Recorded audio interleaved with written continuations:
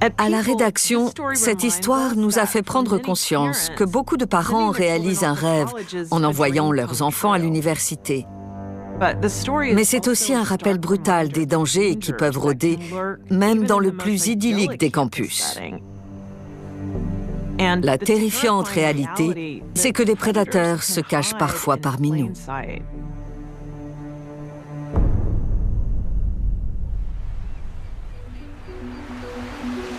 En 1996, San Luis Obispo était un de ces endroits qu'on ne veut jamais quitter. Un temps idéal, la mer à 10 minutes, des sentiers de randonnée, une ambiance de village très sympa. Et au cœur de tout ça, Cal Poly. C'est une université d'État de Californie. Quand les étudiants arrivent en septembre, la ville passe de 20 à 40 000 habitants. À ma rentrée en première année, je me suis installée à Muir Hall, une résidence en briques du campus. Et en janvier 1996, Christine Smart a emménagé dans la chambre voisine. Christine mesurait au moins 1,80 m. Elle avait un corps de mannequin. Elle était sublime. Mais je ne crois pas qu'elle en avait conscience. On s'est rapprochés parce que nos colocataires respectives n'étaient jamais là. On se voyait beaucoup. On enregistrait la radio pour faire des compiles. Elle m'a fait découvrir le reggae et la musique hawaïenne. C'était cool. En février, Christine fête ses 19 ans. Elle semble déjà très mûre pour son âge. Christine était libre et indépendante. Elle avait déjà voyagé. Elle avait passé un été à Hawaï avant d'entrer à la fac. Elle aimait le surf et la marque de vêtements Roxy. C'était d'ailleurs son surnom, Roxy. Elle était très sûre d'elle. Elle m'encourageait à sortir un peu plus parce que j'étais timide. J'admirais sa capacité à sortir de sa zone de confort. Le vendredi 24 mai 1996, Christine et moi, on écoutait de la musique en stressant pour les partiels. Le campus était très calme ce soir-là, parce que c'était un week-end férié. Elle m'a dit « On va pas rester enfermés, il faut qu'on sorte, Margarita ». Christine et Margarita entendent d'autres filles parler d'une fête hors du campus et elles décident d'y aller avec elles. Ça s'est fait sur un coup de tête. On est partis les mains dans les poches. Christine avait un short de surf, un crop top et des pumas rouges aux pieds. J'ai attrapé ma clé. On n'a rien pris d'autre parce qu'on avait prévu de rester ensemble et d'aller à cette fête hors du campus. Mais en arrivant sur place, elle découvre qu'il ne s'agit pas vraiment d'une fête. Il y avait 2 ou 3 mecs avec leurs copines qui jouaient aux jeux vidéo, et nous deux. On s'est un peu attardés et au bout d'environ 2 heures, on est toutes reparties en voiture. Une fois sur l'avenue principale, Christine a dit « Vous pouvez nous déposer au coin ? Je vais finir à pied pour voir s'il y a quelque chose à faire. » Les filles nous ont laissés et on a continué à pied. Christine voulait bifurquer vers Crandall Way, où il y avait plusieurs fraternités, pour essayer de trouver une fête. Mais j'étais trop fatiguée. Je voulais rentrer à la résidence et me coucher. Elle était bras croisés, penchée sur le côté. Elle se tenait voûtée à cause de sa grande taille. Elle a insisté « S'il te plaît, Margarita, viens avec moi ». Elle a fini par me dire « Tant pis, moi j'y vais ». J'ai répondu « Très bien, on se voit demain ». Elle est partie de son côté et je suis rentrée.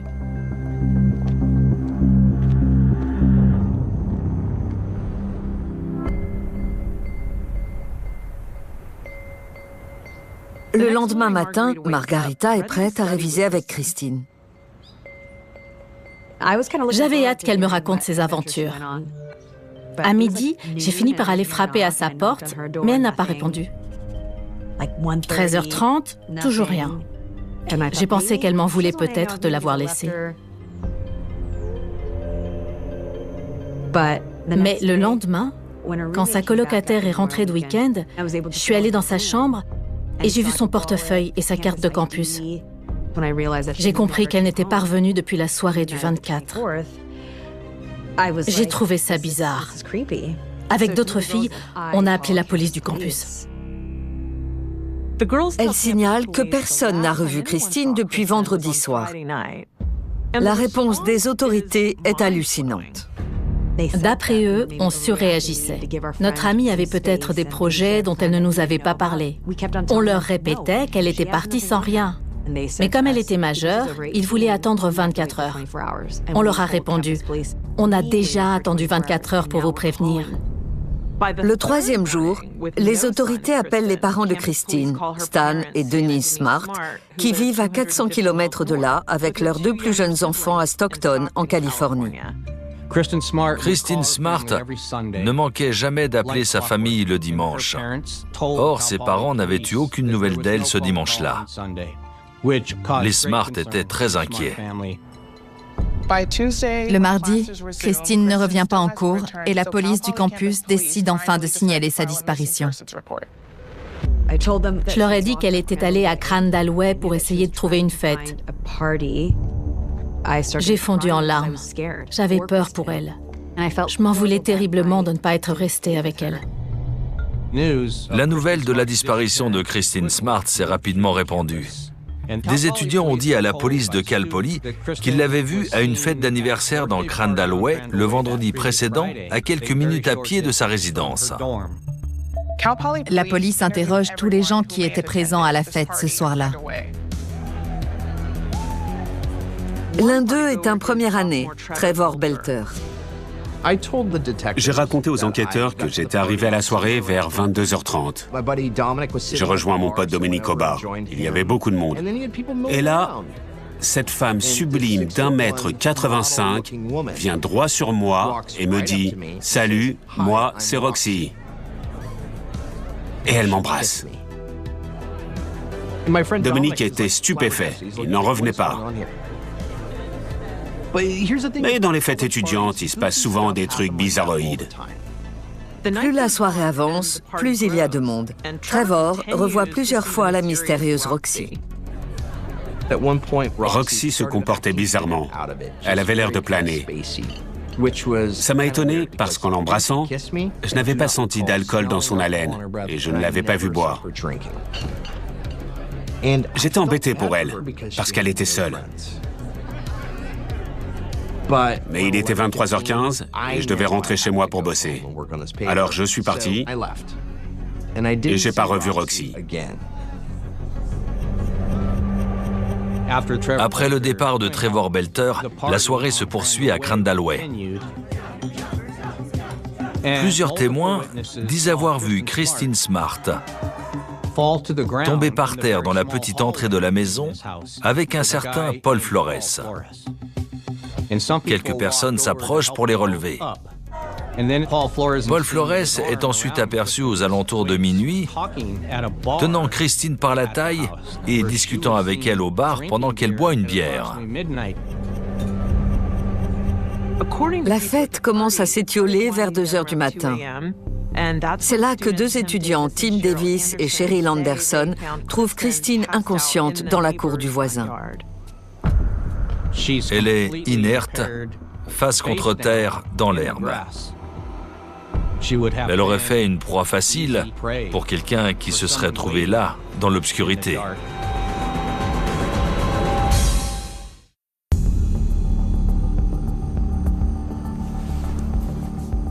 Christine Smart est incohérente. Ils entreprennent de la relever pour la ramener chez elle. Un autre étudiant, Paul Flores, propose alors de les aider. Il est lui-même logé à la résidence Santa Lucia, qui n'est qu'à 150 ou 200 mètres de celle de Christine. Ils quittent donc la fête tous les trois ensemble pour la raccompagner jusqu'à Muir Hall. Tim raconte qu'il a fait une centaine de mètres avec eux, mais il avait promis de raccompagner d'autres amis en voiture, si bien qu'il a laissé Cheryl et Paul finir le chemin avec Christine. Christine Smart a du mal à marcher toute seule. La résidence de Cheryl est dans la direction opposée. En arrivant à proximité de Muir Hall, elle demande à Flores s'il compte ramener Christine chez elle. Il acquiesce et Cheryl Anderson rentre chez elle. Après avoir entendu Tim et Cheryl, les enquêteurs vont voir Paul Flores à la résidence Santa Lucia.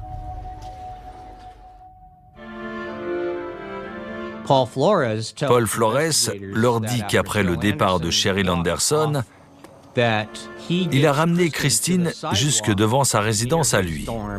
Ils sont ensuite rentrés chez eux, chacun de son côté. Il n'en sait pas plus.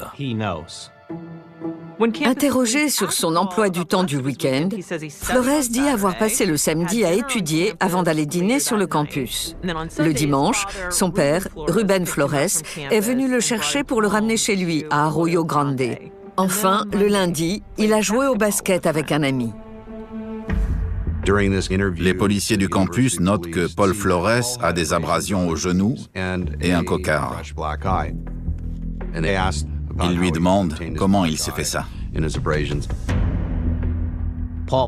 jeune homme répond qu'il s'est poché l'œil et meurtri les genoux au cours d'un match de basket le lundi, 2 jours après la disparition de Christine. Après avoir interrogé Paul Flores, la police du campus demande à son colocataire de corroborer son histoire. Le colocataire était parti en week-end dès le jeudi. Il n'avait pas grand-chose à nous apprendre. Mais il décrivait Flores comme un type bizarre, un marginal qui buvait beaucoup. À son retour, Paul Flores lui avait parlé d'une fille disparue qu'il avait été le dernier à voir. Quand il lui a demandé s'il y était pour quelque chose, Flores a répondu « Oui, elle déjeune chez moi avec ma mère ». Bien sûr, ça peut passer pour une blague.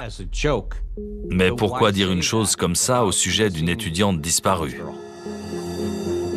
Tout en gardant un œil sur Paul Flores, la police de Cal Poly poursuit ses interrogatoires. Et le jeudi, presque une semaine après la disparition, le père de Christine, Stan Smart, vient chercher des réponses sur le campus. Quand j'ai vu son père, je n'ai pas osé aller le voir. J'étais terrifiée et j'avais honte. Je me sentais terriblement coupable de l'avoir laissée. Christine Smart, surnommée Roxy, a quitté ses amis samedi matin dans cette allée près de sa résidence. On ne l'a pas revue depuis. Désormais, j'hésite à sortir la nuit. Je n'arrive pas à y croire, c'est surréaliste. La police n'écarte pas la piste criminelle, mais il pourrait aussi s'agir d'une simple fugue. D'après sa mère, Roxy trouvait le niveau trop difficile. Et plusieurs personnes disent l'avoir vue le long de la côte. J'entendais toutes sortes de rumeurs sur la disparition de Christine. Elle a suivi un groupe de musique, elle n'a pas vraiment disparu, elle est partie. Ça, c'était l'influence de Cal Poly. La police du campus minimisait les faits. Elle n'avait pas le niveau, alors elle est partie. Elle n'est pas faite pour Cal Poly. Il cherchait clairement un bouc émissaire pour se défausser. Comme beaucoup de familles, nous sommes très proches de notre fille et nous sommes très inquiets. Je vous remercie tous de prier pour son retour, mais plus le temps passe et plus je redoute qu'il lui soit arrivé quelque chose. Le début du mois de juin marque la fin de l'année scolaire. La seule piste dont dispose la police de Cal Poly, c'est Paul Flores. Dans les semaines qui suivent, les enquêteurs vérifient soigneusement son emploi du temps lors de ce fameux week-end. Et ils découvrent quelques trous dans son histoire. Paul Flores ne peut pas justifier de ses allées et venues ce samedi-là. Entre le moment où Christine Smart a disparu dans la matinée et 18 heures, heure à laquelle 2 étudiants témoignent avoir dîné avec lui sur le campus de Cal Poly. L'ami de Flores, Jeremy Moon, confirme qu'ils ont joué au basket le lundi. Mais il se souvient clairement qu'il avait déjà des ecchymoses le dimanche, lorsqu'il est venu le chercher chez son père pour faire un ciné et un resto. C'est très suspect. Alors, le 19 juin 1996, deux enquêteurs convoquent Paul Flores pour un interrogatoire dans les formes au poste de police d'Arroyo Grande. Quand est-ce que je pourrais partir? Bientôt. Parce que j'ai un rendez-vous à 16h. Où ça? Je dois aider ma mère à faire un truc à côté d'ici. Je vais y aller à pied. Ok. Vous vous souvenez de votre cocard? Oui. La dernière fois? Oui. Qu'est-ce que vous nous aviez dit? Que je m'étais fait ça au basket. Voilà. Et où vous vous êtes fait ce cocard? Dans ma voiture. Pendant l'interrogatoire, Paul Flores a reconnu avoir menti au sujet de son œil. C'était quand? C'était... pendant le Memorial Day, ou peut-être la fête du travail. Le lundi? Oui, vers 2h du matin. Comment c'est arrivé? J'ai heurté le volant. Ce que Paul Flores ne savait pas, c'est que Jérémy avait déjà dit aux enquêteurs qu'il avait vu cette ecchymose sur son visage le dimanche. Donc Flores mentait. Dites-moi exactement comment vous vous êtes fait ce cocard. Je réparais un truc. J'ai sorti les sièges, j'ai essayé d'attraper les câbles et je me suis cogné. Je sais pas trop comment. Personne ne ment sans raison. Ce qui est difficile, c'est de découvrir ce que ça cache. Peut-être que vous nous dites pas la vérité. Comment savoir, maintenant que vous nous avez menti?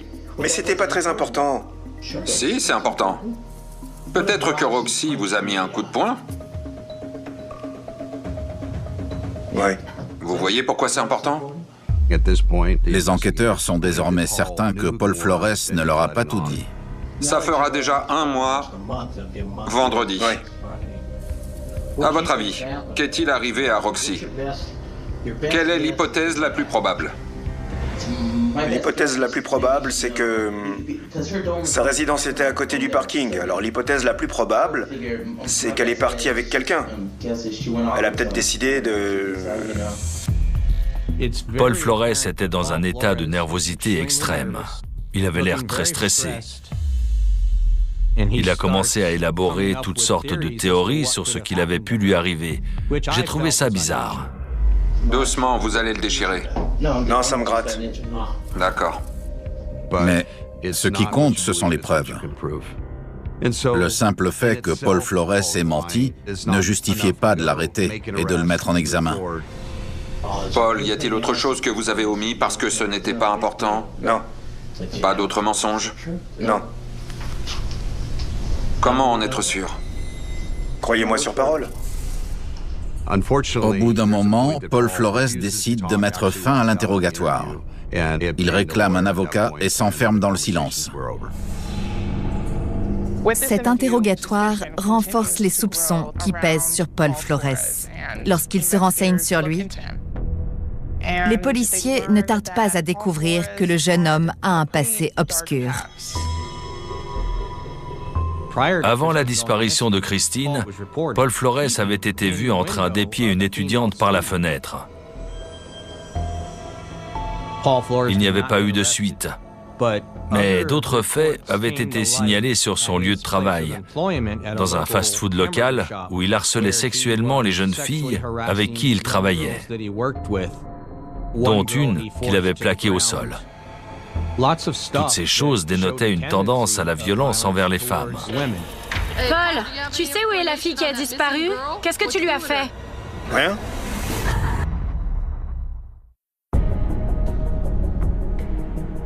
Le 24 juin, 5 jours après l'interrogatoire de Paul Flores, la police du campus de Cal Poly transfère le dossier de Christine au bureau du shérif du comté de San Luis Obispo.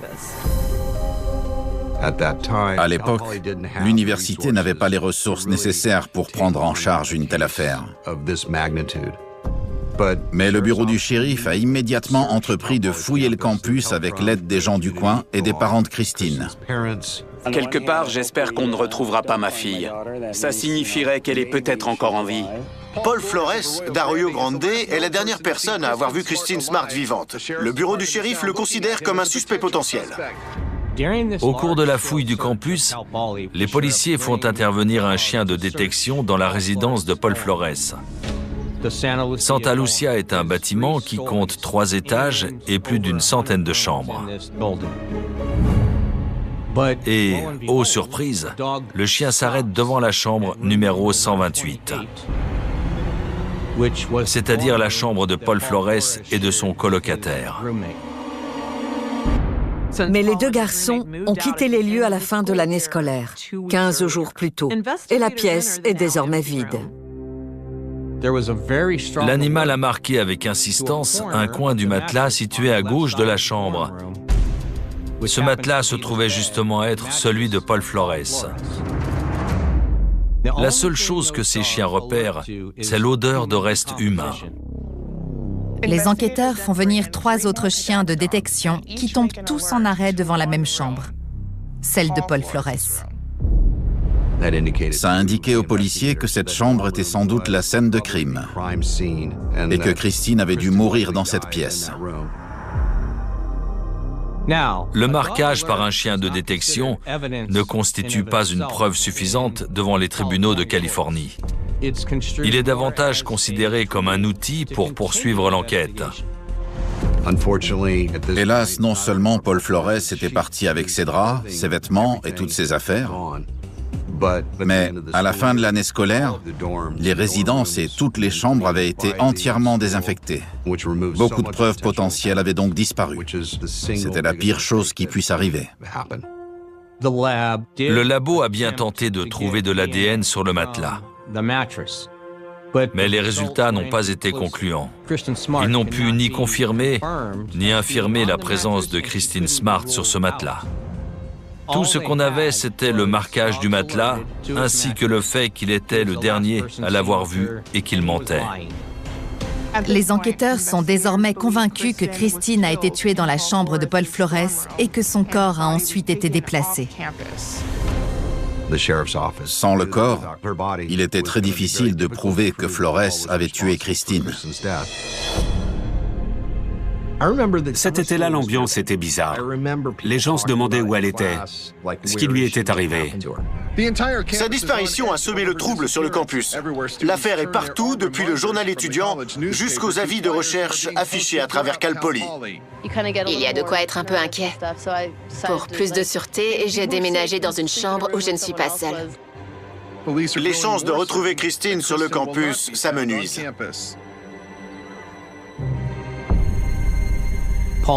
Flores a dit que ce week-end-là, son père était venu le chercher le dimanche pour le ramener chez lui à Arroyo Grande. Une perquisition a donc été effectuée au domicile de Ruben Flores à Arroyo Grande en juillet 1996, dans l'espoir de trouver une quelconque trace de Christine Smart ou d'un crime lié à sa disparition.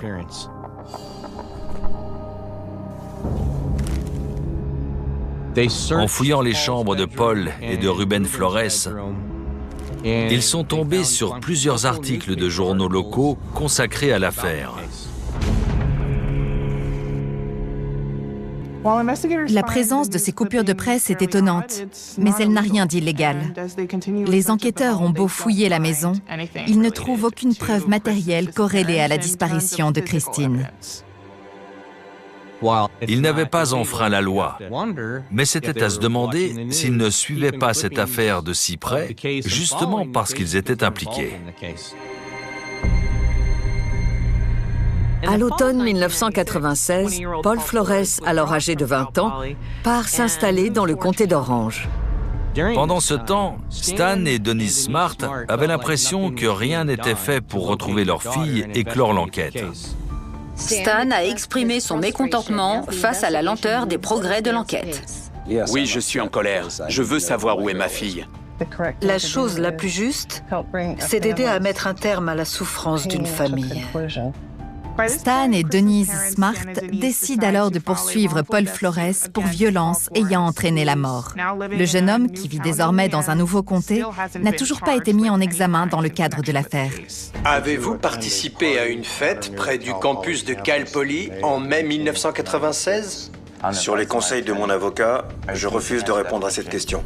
Je refuse de répondre à cette question. Je refuse. Je refuse de répondre à cette question en vertu du 5e amendement. Mais le juge choisit d'interrompre la procédure judiciaire en raison de l'enquête criminelle en cours.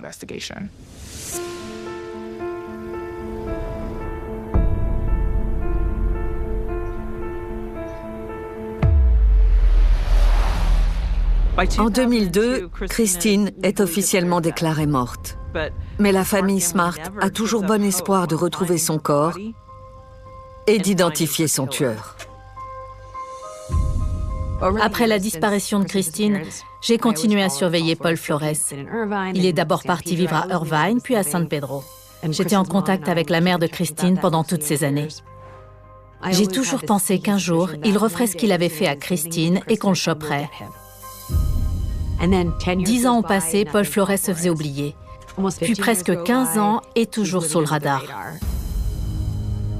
Quand je suis devenu shérif en 2011, j'étais déterminé à retrouver Christine et à lui rendre justice. Entre 2011 et 2017, les enquêteurs interrogent à nouveau les témoins présents à la fête et fouillent les collines autour du campus. Mais le corps de Christine reste introuvable.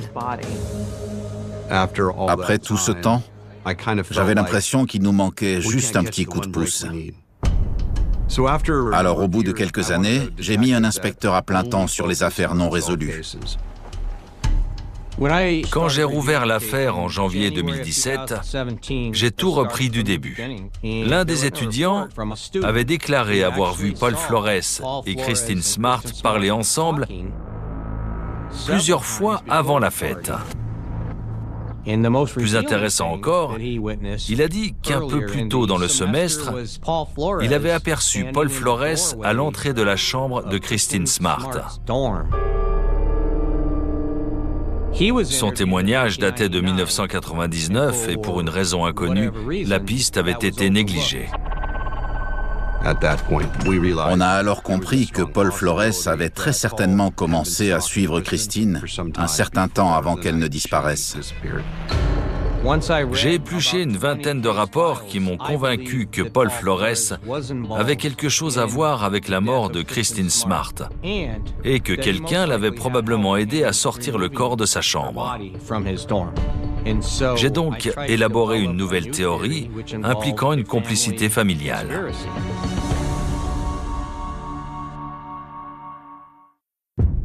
En 2017, les parents de Paul Flores sont divorcés et vivent séparément à Arroyo Grande. Mais l'inspecteur Cole soupçonne qu'ils ont aidé leur fils à déplacer le corps de Christine. Sortir un corps inerte d'une chambre universitaire doit être très compliqué. De plus, Paul Flores n'était pas motorisé. Il n'avait absolument aucun moyen de quitter le campus avec le corps sans aide. Flores a lui-même déclaré être parti avec son père ce dimanche-là. C'est pour ça que je me suis focalisé sur le domicile de Ruben Flores. Alors que Clint Cole reprend l'enquête, un podcast intitulé Your Own Backyard sort en 2019. Il met l'accent sur le jardin de Suzanne Flores. Rappelez-vous quand Paul a dit en plaisantant à son colocataire qu'il avait emmené Christine chez sa mère. Quand est-ce que je pourrais partir? Bientôt. Parce que j'ai un rendez-vous à 16h. Où ça? Je dois aider ma mère à faire un truc. Lors de son interrogatoire de juin 1996, Paul Flores a expliqué aux enquêteurs que Suzanne, sa mère, venait d'installer des massifs de fleurs dans son jardin et qu'il devait l'aider à nettoyer. À ce jour, le jardin de Suzanne Flores n'a jamais été fouillé en totalité et la piste reste en suspens.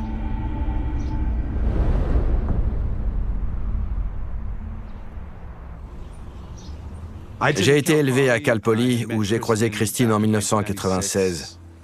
Au fil des ans, le combat des Smart a été très médiatisé. Tous les êtres humains méritent d'être entendus. Il y avait tellement de gens qui refusaient de m'écouter et d'écouter la voix de Christine. Après avoir écouté le podcast, je me suis demandé comment aider cette famille. En tant qu'ingénieur, j'ai eu l'idée de chercher des traces de décomposition humaine chez Suzanne Flores. J'ai prélevé un peu de terre dans le jardin voisin pour voir si Christine était enterrée là ou pas. Le 3 février 2020, le voisin de Susan Flores autorise Timothy Nelligan et ses collègues à collecter des échantillons de sol dans son jardin. Le sol agit comme une éponge.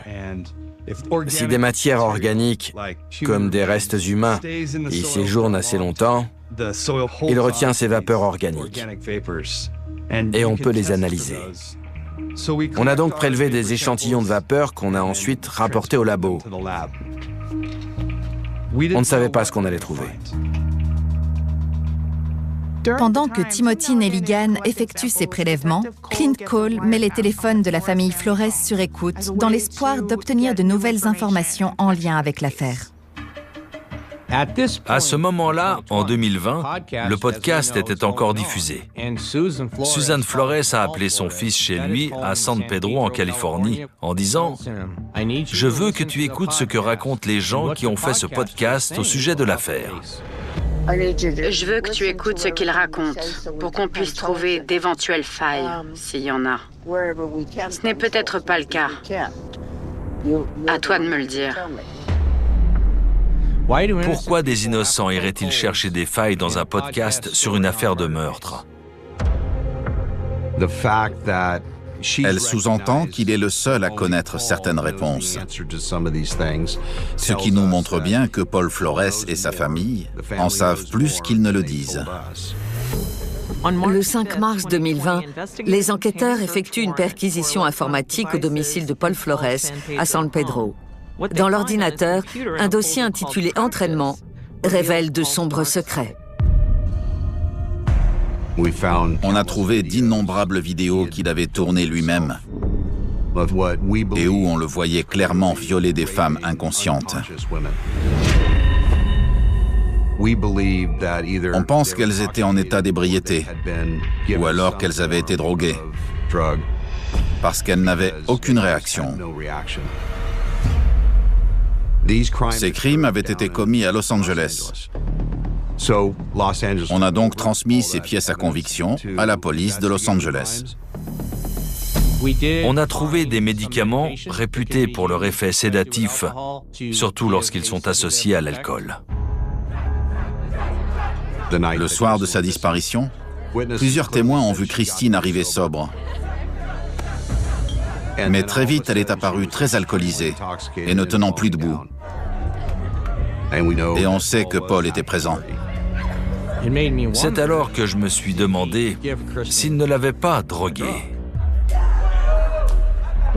Ces nouveaux éléments laissent à penser que Paul Flores a peut-être drogué Christine pour tenter de la violer avant de la tuer.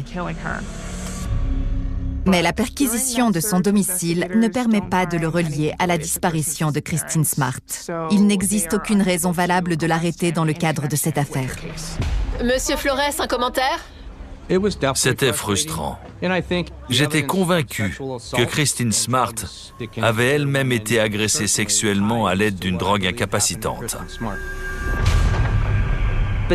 L'inspecteur Cole apprend alors qu'un incident étrange s'est produit dans le jardin de Ruben Flores. Quelques jours après notre perquisition chez Paul Flores, le petit ami de Susan Flores gare sa remorque contre la façade arrière de la maison de Ruben Flores. Ils doivent même retirer les poteaux de la clôture pour pouvoir reculer jusque-là. Susan Flores et son copain passent la nuit sur place avec Ruben Flores. Ils font beaucoup de bruit dans le jardin et sous la terrasse de la maison. Nous sommes dans l'impasse où habite Ruben Flores. Comme vous le voyez, la maison est partiellement enterrée. À moins d'être sur le trottoir d'en face, on ne peut pas voir ce qu'il se passe dans son jardin. Surtout que la nuit, il n'y a pas d'éclairage, il fait complètement noir. C'est l'endroit idéal pour se débarrasser d'un corps sans être vu. Les policiers fouillent le terrain tout autour de la terrasse de Ruben Flores à l'aide d'un géoradar. Après avoir analysé le sous-sol presque toute une journée, on a découvert une perturbation sous la terrasse d'environ 1,20 m de large sur 1,85 m de long. Ça correspondait à la taille d'un corps. Et Christine faisait justement plus d'1,80 m. On a commencé à creuser, et à environ 60 cm de profondeur, on a remarqué des taches bizarres, compatibles avec des traces de décomposition humaine. J'avais le cœur battant. On y était. On a continué à creuser. À 1,20 m de profondeur, il y avait toujours des taches. Je croyais vraiment qu'on allait trouver Christine. Mais elle n'était pas là. Le lendemain matin, le labo a confirmé la présence de sang humain dans le sol. C'était une bonne nouvelle. Tout le monde était enthousiaste, parce qu'on avait enfin l'impression d'avoir une piste. Il était confirmé à 100% que c'était du sang humain. Ce qui signifiait qu'à un moment ou à un autre, un être humain avait sans doute été enterré là. Il y avait un autre élément intéressant. Lorsqu'ils avaient analysé cette tache sombre, les techniciens du laboratoire avaient aussi trouvé des fibres. Et, aux surprises, il y avait des fibres rouges, noires et d'un blanc tirant sur le gris, c'est-à-dire les couleurs des chaussures, du short et du t-shirt que portait Christine la nuit de sa disparition. Ça nous a fait un choc. Malheureusement, ils n'ont pas pu établir de correspondance avec Christine. L'ADN était trop dégradé. Mais on pensait qu'elle avait été enterrée là et qu'on avait un dossier assez solide pour pouvoir arrêter Paul et Ruben Flores. Le 13 avril 2021, Paul Flores est arrêté chez lui à San Pedro et mis en examen pour meurtre et pour viol ou tentative de viol. Ruben Flores, 80 ans, est également arrêté et accusé de complicité de meurtre par assistance après les faits. D'après l'accusation, Paul l'avait tuée ou elle était morte d'une façon ou d'une autre dans sa chambre. Il s'était ensuite débarrassé du corps avec l'aide de Ruben et l'avait enterré sous sa terrasse.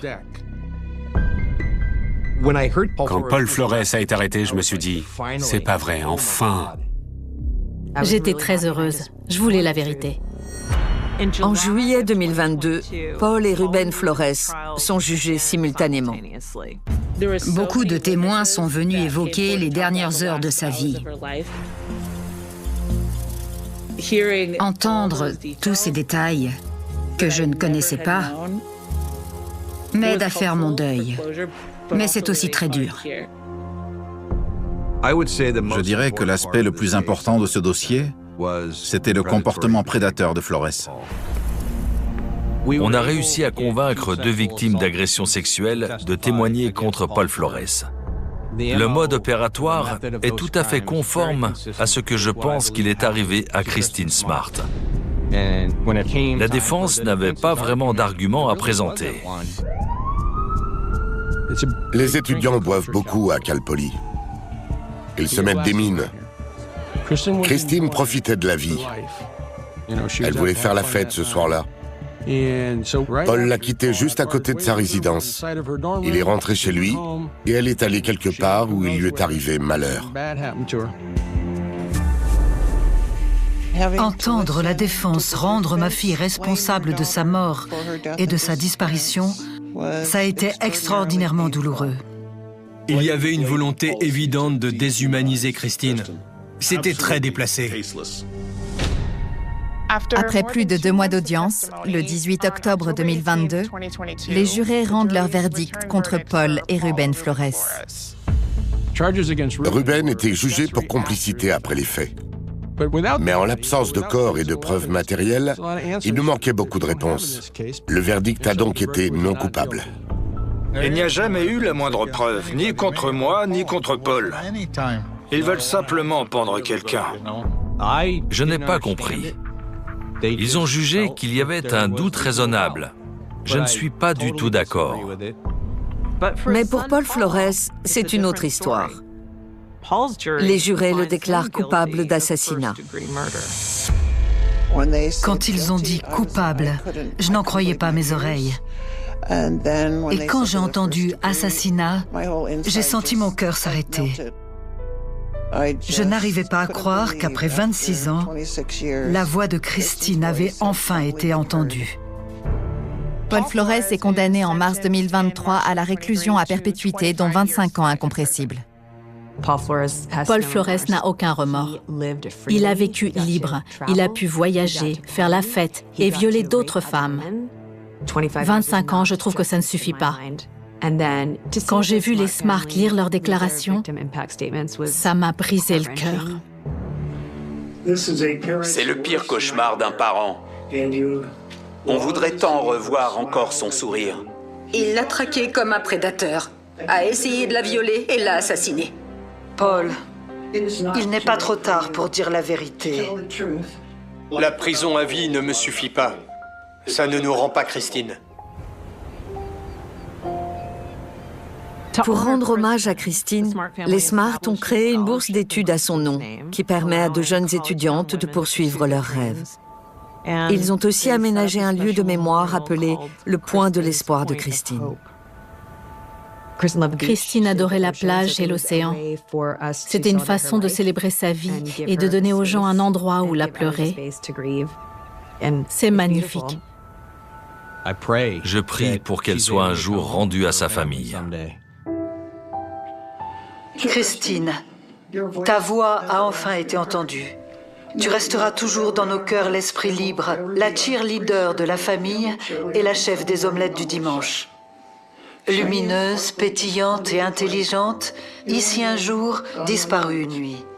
Christine, tu nous manques et nous t'aimons. Nous honorons ta mémoire en choisissant de ne pas renoncer. Puisse Dieu te garder toujours dans le creux de sa main. Je sais que les Smart veulent enterrer correctement leur fille. Nous sommes déterminés à retrouver Christine, et tant qu'on n'aura pas réussi, je ne serai pas entièrement satisfait. Les autorités, la famille Smart et les amis de Christine continuent à chercher son corps.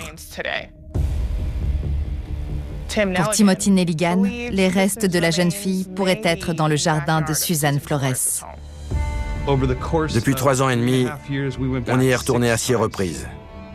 Les résultats de nos analyses indiquent des traces de décomposition humaine à proximité de la clôture, dans le jardin de Suzanne Flores. On espère que les autorités s'appuieront sur ces données concluantes pour procéder à une perquisition.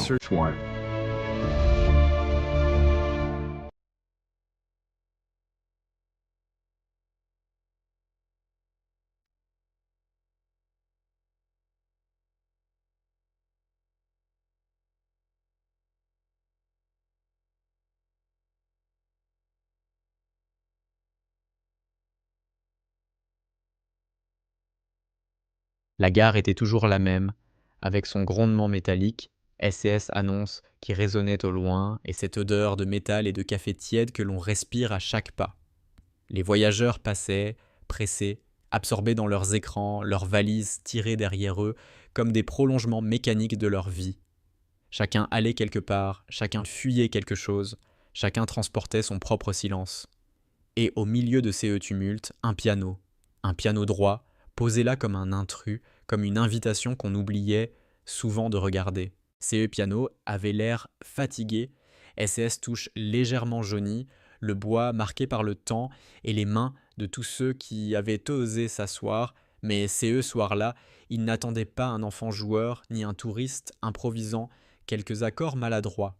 Ce soir-là, il attendait son véritable maître. Un homme s'approcha. Vieux, voûté, la démarche lente. Il portait un manteau usé, trop large pour lui, et dans ses yeux se lisait une histoire que personne ne prenait le temps de deviner. Et ses cheveux blancs dépassaient d'un chapeau sombre, et 16 doigts, longs et maigres, tremblaient légèrement comme s'il cherchait déjà le clavier. Il ne regardait pas autour de lui. Il n'avait pas besoin de spectateurs, pas besoin de témoins. Il s'assit, posa S&S main sur les touches, et la gare changea de rythme. Le premier accord résonna, fragile mais pur, se mêlant au bruit fumé de valises et aux annonces criardes. Et soudain, quelque chose se suspendit, comme si le monde entier, un instant, avait oublié de respirer. Les notes suivaient, lentes, profondes, pleine d'une tendresse qu'aucune voix humaine n'aurait su exprimer. Certains voyageurs levèrent la tête. Une femme s'arrêta net, la poignée de sa valise encore serrée. Un enfant tira sur la manche de son père. Des yeux fatigués se levèrent de leur téléphone.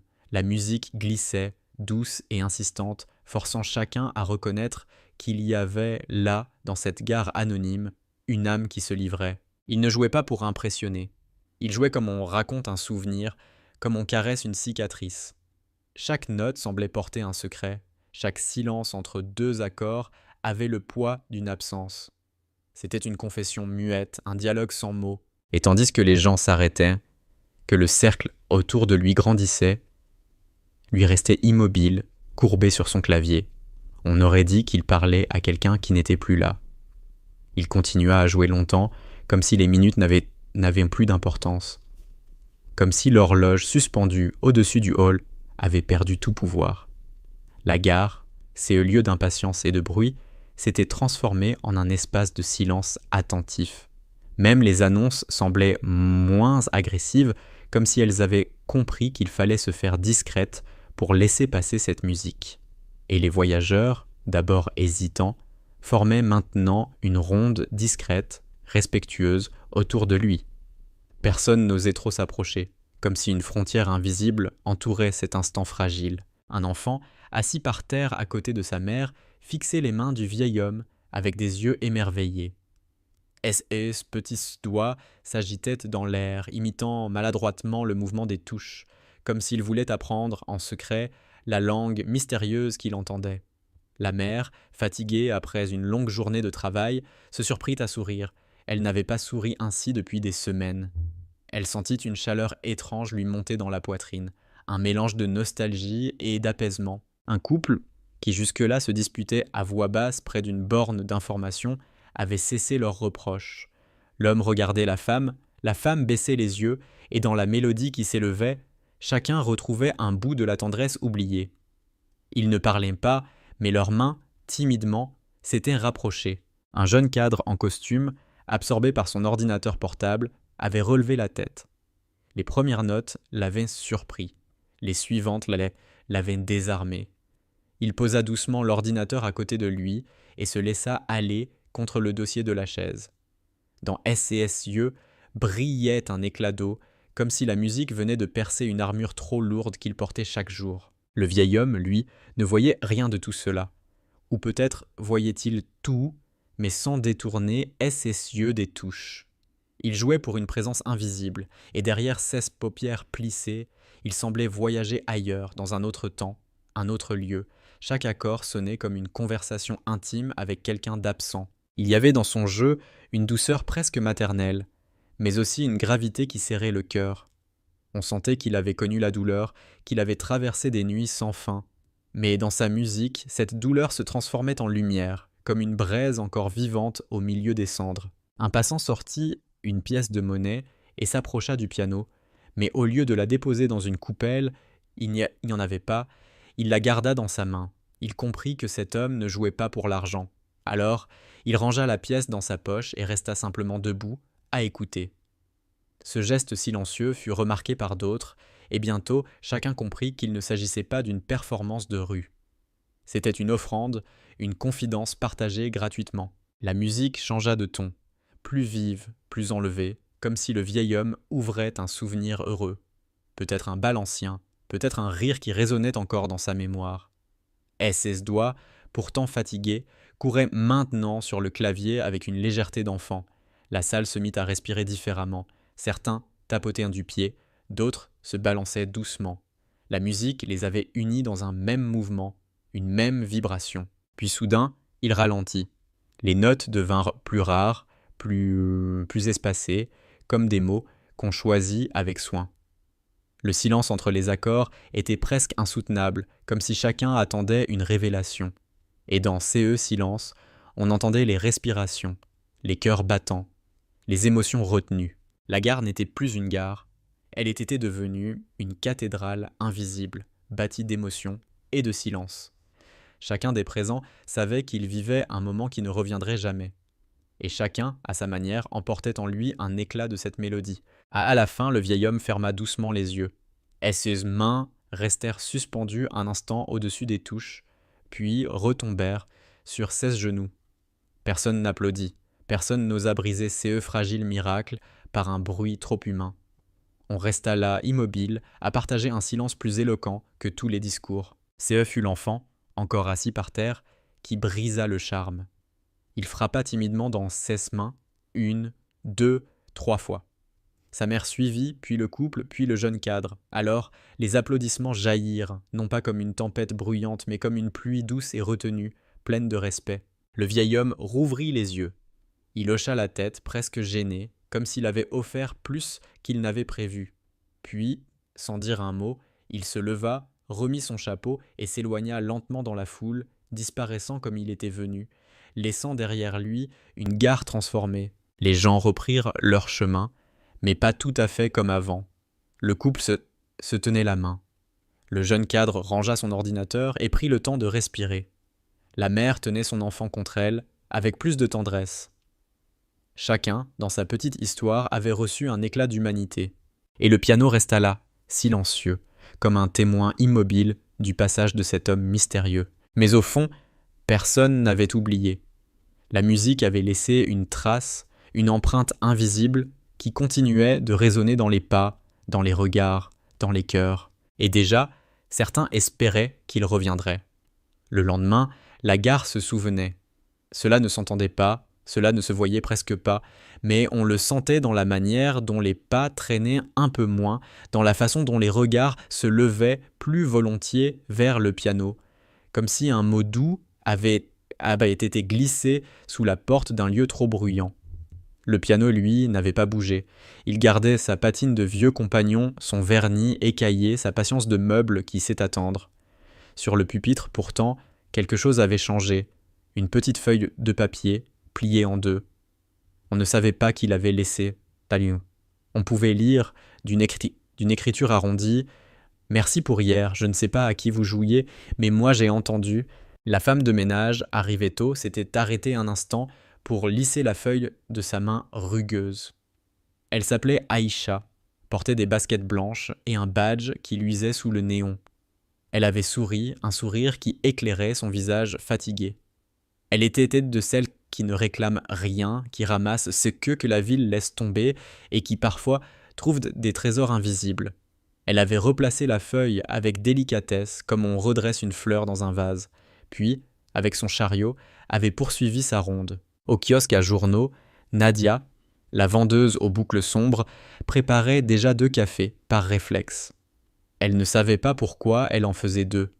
Elle alignait les gobelets, glissait un sucre dans l'un d'eux, en laissait l'autre tel quel. Elle n'aimait pas trop les histoires, Nadia, mais elle aimait CES geste qui précède la parole. CES disponibilité offerte à quelqu'un qu'on n'a pas encore rencontré. Elle laissa les gobelets tiédir, sans impatience. Le petit garçon de la veille, Malo, revint avec sa mère. Il avait gardé, dans 16 doigts, le mouvement des touches. Sur la table du dîner, la veille, il avait mis en scène des fourchettes et des baguettes, les transformant en touches blanches et noires. Il avait joué, sans son, pour son père rentré tard, pour le chat, pour la fenêtre qui reflétait la nuit. Le matin, sur un carton découpé, sa mère lui avait dessiné un clavier. Il tenait CE carton près de lui, roulé comme un trésor qu'on ne montre pas tout de suite. Devant le piano, il n'osa pas s'asseoir. Il posa seulement la main sur le bois, très doucement, comme on touche une eau froide avec la pulpe des doigts. Dans le flux, le couple de la veille se retrouva, presque par hasard. On aurait dit qu'ils avaient choisi de passer par là à la même heure, sans se le dire.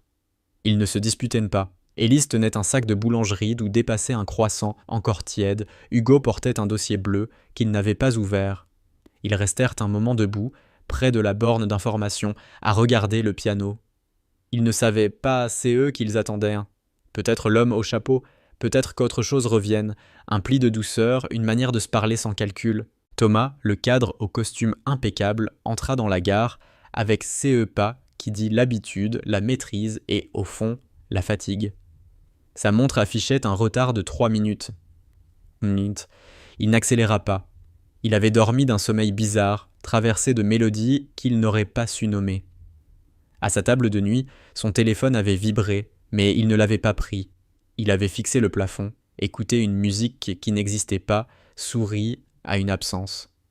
Le matin, devant la glace, il avait défait sa cravate, l'avait nouée de travers, puis avait décidé de la porter ainsi.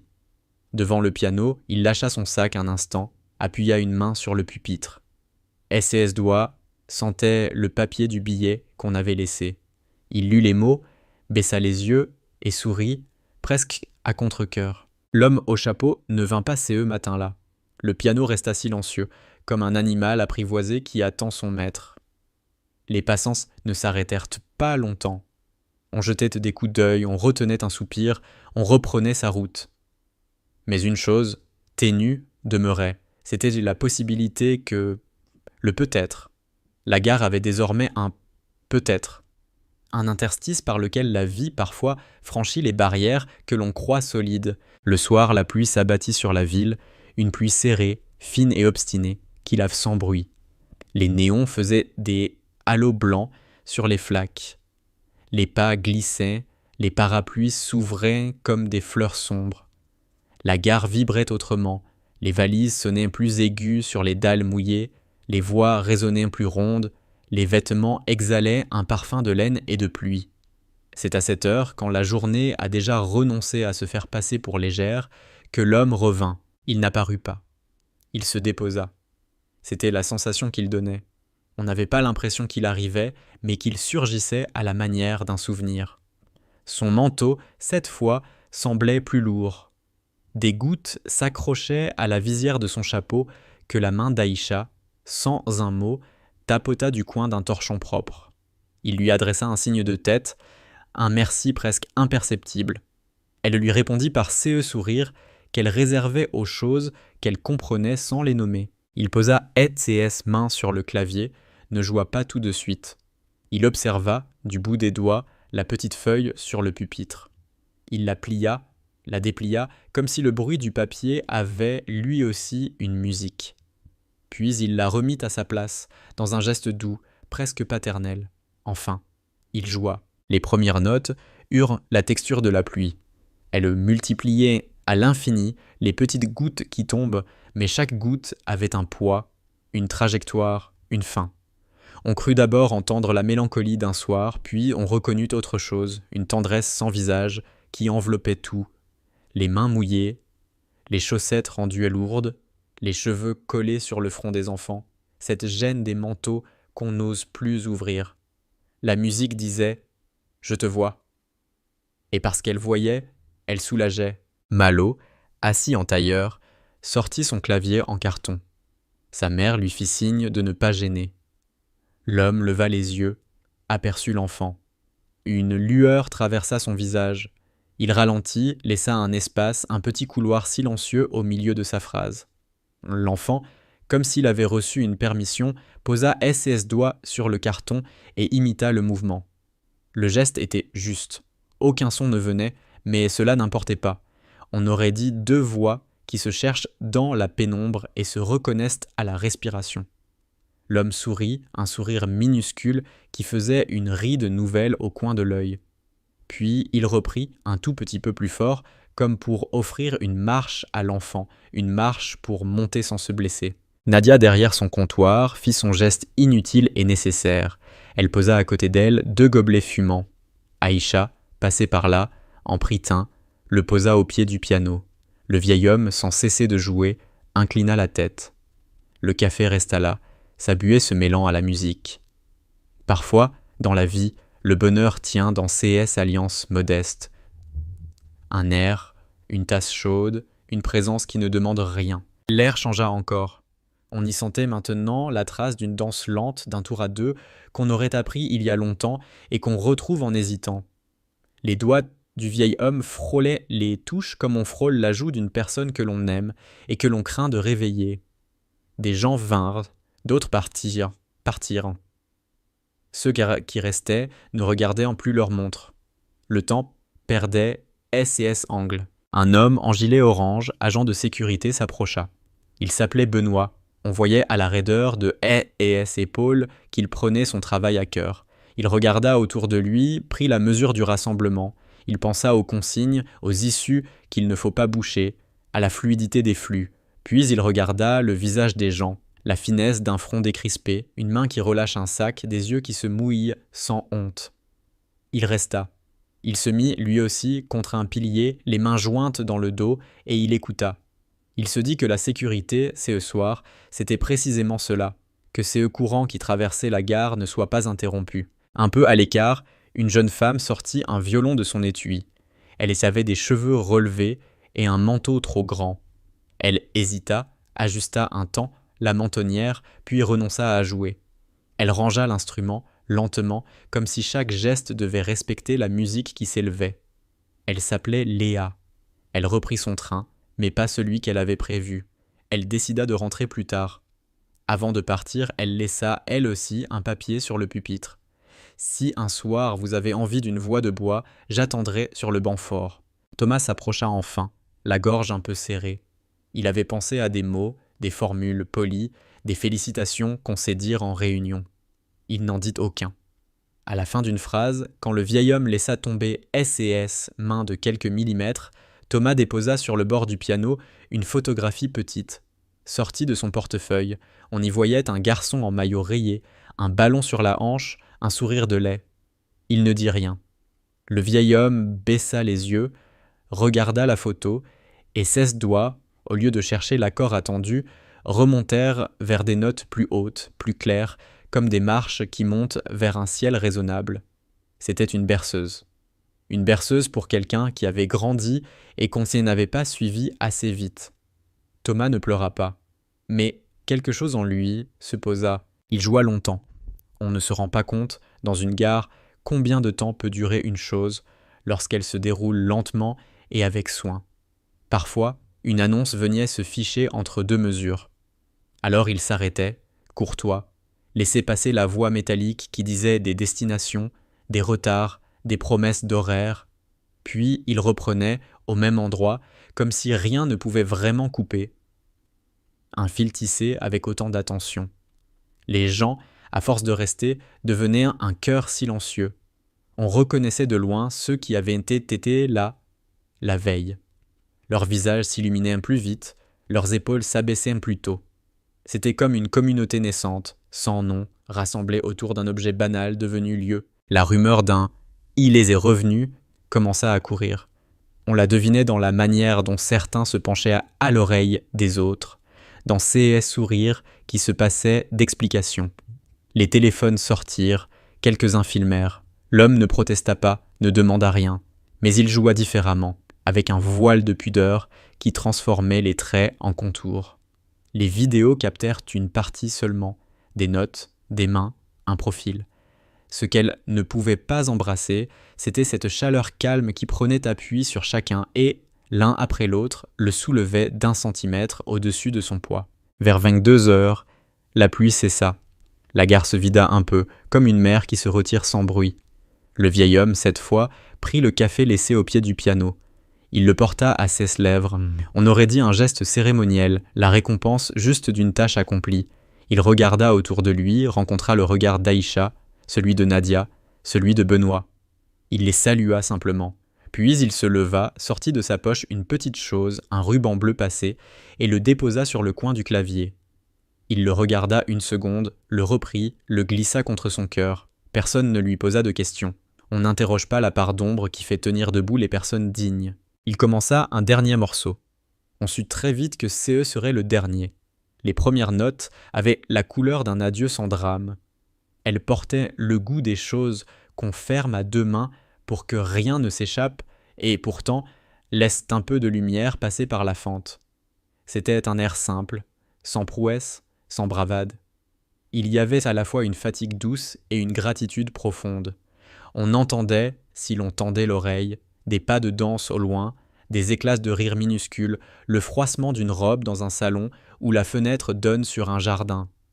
La musique recueillait tout cela, le serrait contre elle et l'offrait à des inconnus. Quand la dernière note se posa, il n'y eut pas d'applaudissement immédiat. L'espace d'une seconde, une seconde très longue, le silence fut complet, comme après une prière ou un vœu. Puis les mains vinrent, légères, retenues. L'homme inclina la tête, effleura le bois du piano de 16 doigts, comme on remercie un compagnon. Il remit son chapeau. Malo s'avança sans peur. Il tendit son clavier en carton. « C'est pour vous, monsieur. Pour quand vous n'êtes pas là. » La mère voulut s'excuser, mais l'homme prit l'objet avec sérieux, comme on reçoit un instrument véritable. Il le porta à son oreille, fit semblant d'en écouter la résonance, puis rit silencieusement, les yeux plissés. Il rendit le carton à l'enfant en posant sa main sur sa tête, très légèrement, bénédiction de rien du tout, qui change pourtant quelque chose dans le destin d'un petit garçon. Il partit comme il était venu, sans se retourner. La foule se dispersa. Pourtant, chacun resta un peu plus longtemps, à sa manière. Aïcha nettoya autour du piano avec une attention supplémentaire, comme on borde un lit. Nadia rangea les gobelets avec lenteur et, avant d'éteindre la machine, en prépara un dernier pour elle qu'elle but en regardant le clavier. Benoît fit un dernier tour d'horizon et, au lieu de signaler quoi que ce soit, informa sa radio que tout était en ordre, d'une voix basse que personne ne reconnut. Sur le pupitre, les papiers s'accumulaient maintenant. Pas des billets de banque, non. Des mots ? Vous m'avez rappelé ma mère. Je n'ai pas pris CE train-là, et c'était bien. Si jamais vous avez besoin de faire accorder CE piano, mon oncle s'y connaît. Merci. Revenez. Le lendemain, la gare était de nouveau la gare. Mais elle ne l'était plus tout à fait. On ne guérit pas d'une douceur qu'on a reçue sans l'avoir demandée. On en porte la trace, comme une odeur sur une manche, comme une chanson qu'on fredonne sans y penser. Et c'est eux qui, la veille encore, ne semblaient que bruit et marche, se trouva enrichi d'un tremblement. La possibilité d'un rendez-vous qu'on ne fixe pas, d'un don qu'on ne réclame pas, d'une parole qui ne fait pas mal. À midi, un homme en costume sombre, avec l'air sérieux de ceux qui tiennent les clés et les règles, s'arrêta devant le piano. Il regarda les papiers, la petite ronde invisible que les notes avaient tracée au sol, le regard des gens qui passaient et qui regardaient en coin. Il n'aimait pas les attroupements. Il n'aimait pas CE qui échappent au plan. Il soupira, pensa à des mots comme sécurité, responsabilité. Puis il fit un geste qui surprit même sa propre main. Il prit un des papiers, le lut, le glissa dans sa poche. Il leva la tête et, sans sourire, mais avec une sorte de respect, il s'éloigna. Le piano avait gagné un sursis que personne n'avait demandé. Le soir, Léa revint, son violon au dos. Elle s'assit sur le banc four. Elle attendit, elle n'espérait pas vraiment. Elle savait que les rendez-vous importants ne se fixent pas. Ils arrivent, et quand ils n'arrivent pas, c'est qu'ils ont choisi un autre chemin pour vous rejoindre. Elle resta là, écoutant le bruit des trains, un peu triste, un peu heureuse quand même. Elle sortit un crayon, écrivit sur un nouveau papier « Je reviendrai demain ». La nuit, la gare se vide jusqu'au squelette. Les boutiques ferment leurs grilles, les écrans bleus deviennent froids, les pas se raréfient. Aïcha termine plus tard CES ce jour-là. Elle aime cette heure, même si elle la fatigue. Elle aime quand les chaises sont retournées, quand la machine à café glousse une dernière fois. Elle passe devant le piano, pose sa main sur le bois, murmure quelque chose que personne n'entendra. Puis elle éteint, une rangée de néons après l'autre. Avant que la dernière lumière ne tombe, il lui semble voir un reflet sur les touches, comme si un fantôme de musique persistait. Elle sourit. Et dans le noir presque complet, la gare respire lentement, comme une bête rassasiée. C'est eux qui s'étaient ouverts, ne se refermeraient pas. Un piano et un vieil homme, une pluie, des mains, et au milieu, c'est eux fil de bonté qui, sans bruit, recoudent les coutures lâches de nos jours. Ce soir-là, dans des appartements dispersés, dans des chambres d'hôtel, dans des trains encore en marche, des gens s'endormirent plus doucement. Certains, sans s'en rendre compte, posèrent la main sur leur poitrine comme on garde une chaleur. D'autres repensèrent à un visage, promis d'écrire, prirent un stylo. Quelques-uns n'écrivirent pas. Ils choisirent simplement d'être plus tendres au premier regard rencontré le lendemain. Rien d'extraordinaire, rien qui fasse la une. Et pourtant, c'est ainsi que les villes changent, à travers un piano qui respire dans une gare et des cœurs qui tout à coup s'accordent un peu. Le jour suivant eut l'odeur d'un linge qu'on vient d'étendre, frais, discret, avec ces riens de frémissant qui fait espérer. La pluie avait cessé et un soleil pâle posait sur le hall une lumière qui n'éclairait pas tant qu'elle apaisait. À l'ouverture, Aïcha trouva le piano entouré de papiers plus nombreux, comme un nid que la nuit aurait épaissi. Elle s'accroupit, lut quelques mots en silence, replaça délicatement ceux qui menaçaient de glisser, en glissa un au centre, simple, écrit d'une main tremblée. « Vous existez pour moi. »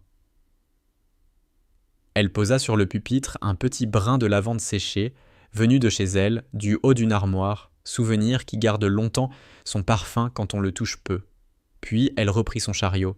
Elle travaillait différemment depuis qu'ils jouaient, cela ne se voyait pas au geste, mais à l'espace qu'elle laissait entre eux, comme si chaque passage de serpillière méritait d'être suivi d'un silence. Nadia arriva plus tôt que d'habitude, et la machine à café ronronna d'une manière presque joyeuse, épaissie de vapeur. Elle scotcha une petite feuille inscrite à la main sur le bord du comptoir, un café offert au pianiste, et à celui qui écoute vraiment. Elle n'avait pas demandé la permission. Parfois, il est plus juste d'agir que de consulter. Les 2 premiers gobelets fumèrent sans destinataire. Elle les garda chauds, comme on protège une place à table. Malo, avec son clavier en carton nuitamment scotché pour tenir mieux, tira sa mère jusqu'à la première marche qui fait face au piano. Il avait dormi avec son trésor au pied du lit, posé comme un animal docile qui monte la garde. Son regard se balada partout, dans l'attente d'un miracle programmé. Les miracles, pourtant, ne tiennent pas de l'horaire. Ils savent venir en retard au moment exact. Léa eut l'élégance d'arriver sans espoir affiché. Son violon battait doucement contre son dos, dans son étui noir. Elle s'assit sur le banc fort, celui qu'elle avait indiqué, et posa CS main à plat sur CS cuisse, pour calmer le petit tremblement intérieur qui est comme une boussole intime. Elle regarda le piano, pas comme un musicien regarde un instrument, mais comme on regarde une fenêtre qui pourrait s'ouvrir. À chaque fois qu'un pas résonnait avec la cadence d'une vieillesse digne, son cœur montait, redescendait. Elle sourit de sa propre crédulité, comme on sourit à un enfant qui guette la porte. Thomas passa, costume impeccable, cravate encore un peu de travers parce qu'il avait décidé d'aimer ses défauts. Dans la poche intérieure de sa veste, la photo du petit garçon n'était plus seule. Il y avait glissé un billet de train pour samedi, direction la ville où son fils vivait avec sa mère. Ce billet, il l'avait pris la veille, juste après la berceuse, sans réfléchir, par cet élan qui vous porte quand une note vous a remis la main sur le cœur. Il ralentit malgré sa montre, qui pressait, s'approcha, effleura le bois poli. Il avait oublié comment on attend sans impatience. Il réapprenait. Le couple, Élise et Hugo, chemisaient le hall d'une présence douce comme du coton. Ils ne se tenaient pas tout à fait la main, mais leur espace commun avait perdu cette arête qui blesse. Ils s'arrêtèrent devant la vitrine du kiosque. Élise sortit du sac un croissant qu'elle n'avait plus envie de manger seule. Elle le partagea en 2, en donna la plus grosse moitié. Ce geste-là ne faisait pas la paix, mais il la rendait possible. L'homme tardait. On finit par faire ce que la vie enseigne quand elle est bien comprise. Transformer l'attente en disponibilité. Chacun se mit à exister un peu plus poliment. Les pas perdaient encore de leur dureté, les sacs humaient moins si l'urgence, les regards devenaient moins coupants. Benoît, l'agent de sécurité, passa 2 fois, puis 3, et s'arrêta finalement près d'un pilier. Il avait apporté une craie grasse de son vestiaire, celle qui sert à marquer au sol des zones techniques. Il traça un discret couloir sur les dalles, une ligne courbe qui chuchotait aux gens comment se placer sans boucher. Il n'avait demandé l'avis de personne. Il avait vu le bien et lui avait dégagé une petite route. L'homme arriva comme on entre dans sa propre maison après avoir longtemps marché dehors. Il eut un mouvement minuscule, presque un salut à l'air lui-même. Son manteau semblait plus léger, comme si le soleil pâle avait essoré les fibres. Il s'assit, ne regarda personne, mais posa la paume de sa main sur le bois, gauche, droite, comme on remercie une table. Avant de baisser les yeux vers les touches, il aperçut la lavande, la note « Vous existez pour moi », la petite affiche du café. Un pli passa sur son visage, il ne sourit pas. Quelque chose, pourtant, s'adoucit dans sa manière d'être là, comme si les épaules cessaient une vieille guerre. Il joua sans prévenir, et le hall fit un infime mouvement vers lui, de CS mouvement que la foule ne sait pas faire, mais que les cœurs inventent. Les premières notes n'avaient pas la pluie d'hier. Elles avaient une clarté de matin, fragile, pas encore décidée, comme un store qu'on remonte doucement pour ne pas déranger les oiseaux. C'était d'une simplicité presque enfantine, une mélodie qui aurait pu sortir d'une boîte à musique, mais avec des ombres fines. Un petit balancement qui disait « Je commence, mais je me souviens ». La gare respira. Léa savait écouter, c'est pour cela qu'elle jouait bien. Elle sentit dans cette ouverture une invitation non pas à parler, mais à répondre. Elle resta pourtant immobile. Elle attendit. Il fallait que l'invitation se précise, que les deux voix aient la même envie. Au bout de quelques mesures, l'homme la regarda enfin, de biais, comme on interroge un oiseau posé sur une branche. Et ses mains continuèrent, mais un espace s'ouvrit au milieu des notes, un creux où une autre respiration pouvait se poser. Alors Léa se leva, et l'étui chuchota quand elle l'ouvrit. Elle ne fit pas d'effet. Elle cala son violon, respira, vérifia sur la corde de la note simple qu'elle avait au cœur, puis elle entra sur une tenue longue, fine comme un fil, qui habitait le creux laissé pour elle. Le son sortit sans orgueil, sans vibrato appuyé, une manière de doigt posée sur la tempe d'un chagrin. L'homme ne s'étonna pas. Il s'élargit, donnant à la mélodie un sol où poser les pieds. Le duo commença comme on commence à marcher à deux après longtemps seul, avec prudence, avec la conscience de l'autre, avec cette gratitude un peu timide qui évite les gestes brusques. Les voyageurs s'arrêtèrent par grappes. Ceux qui avaient déjà connu l'homme se placèrent naturellement dans le couloir tracé par Benoît. Certains fermèrent les yeux. Là où la veille il y avait eu pluie, il y avait maintenant un jardin. La musique avait pouvoir. Elle replantait des arbres dans des lieux où l'on ne peut d'habitude que passer. Les harmonies se faisaient simples, puis s'osaient, puis revenaient à plus tendre, comme une conversation qui progresse sans jamais déborder. Malo se hissa sur la marche, son carton serré entre les mains. Il ne jouait pas aujourd'hui. Il comprenait que cela se passait ailleurs, que son rôle était d'être planté, d'écouter, comme on s'expose au soleil après l'hiver. Parfois, SES doigts bougeait quand même, par pure joie de faire écho, comme on remue les lèvres en lisant en même temps que quelqu'un d'autre. Thomas n'avait jamais aimé les violons. C'était pour lui le son des épilogues et des aveux.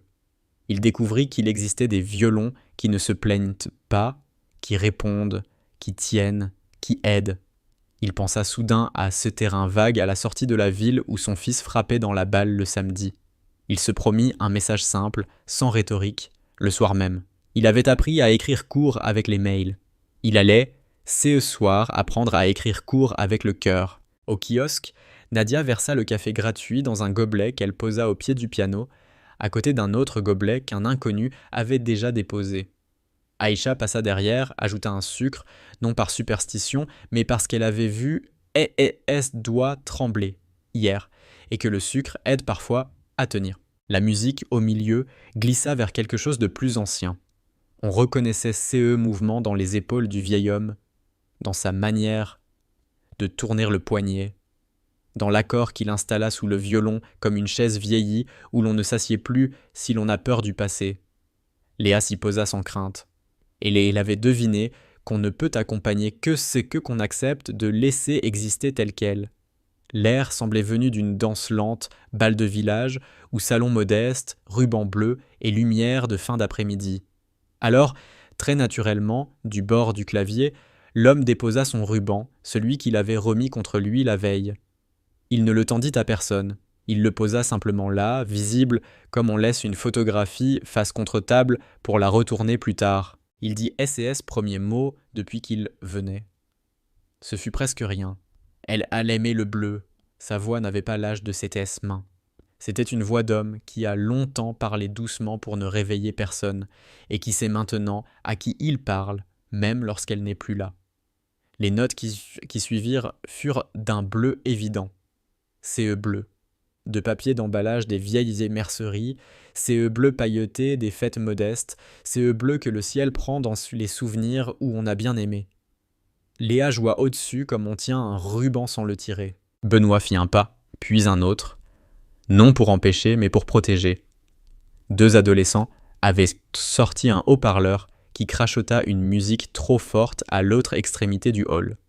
Il se plaça entre les sons, fit signe gentiment, désigna le couloir tracé, expliqua d'un geste que c'était ici un moment qui demandait de la gentillesse. Les garçons comprirent assez vite. Ils reculèrent, baissèrent, puis s'assirent eux aussi, surpris de découvrir que C.E. Calme-là ne jugeait pas la vitesse du leur. Le morceau se termina sans se finir. Il se posa, comme le soir se pose dans une cuisine, quand on n'allume pas tout de suite la lampe. Il y eut C.E. silence que les gens commencent à connaître. C.E. petit vide plein, où l'on dépose C.E. qu'on n'a pas su dire. L'homme posa sa main à plat sur le ruban, sans le prendre. Il regarda le public, non pour la première fois, mais pour la première fois, vraiment. Il vit des visages, non des formes.